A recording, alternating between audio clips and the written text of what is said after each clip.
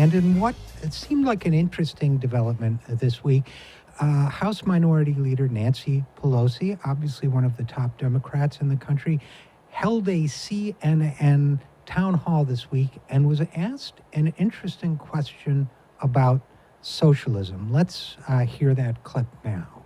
What I've seen on NYU's campus and what I've seen in polls all over, in CNN even, a Harvard University poll last May showed that people between the ages of 18 and 29, not just Democrats, not just leftists, 51% of people between 18 and 29 no longer support the system of capitalism.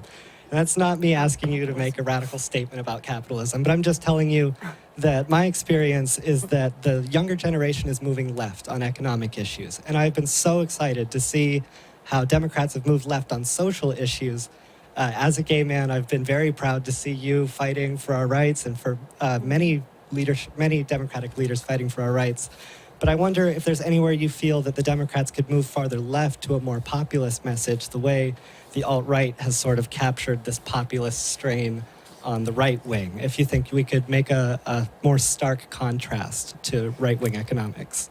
Well, I thank you for your question, but I have to say we're capitalist, and that's just the way it is. However, we do think that capitalism is not necessarily meeting the needs with the income inequality that we have in our country. And let me just tell you this. All right, so, very interesting answer. Kind of blew up on social media when she said, I have to tell you, we're capitalists, and that's just the way it is. Now, to be fair to Leader Pelosi, she went on to talk about inequity in pay, how it's exploded between CEOs and ordinary workers 40 years ago. She talked about the social responsibility of corporations. She talked about the fact that productivity isn't being shared with workers now. She got the timeline kind of wrong, but she did talk about those things, and shareholder capitalism and so on.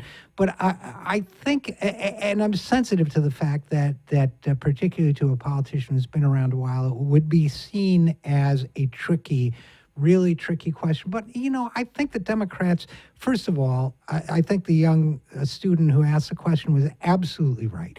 I think that if Democrats are incapable of capturing the populist moment, they will continue to lose on every level as badly as they've been losing, number one. And number two, I think it is important for Democrats in this time, in this moment in history, to recognize that capitalism has failed young people.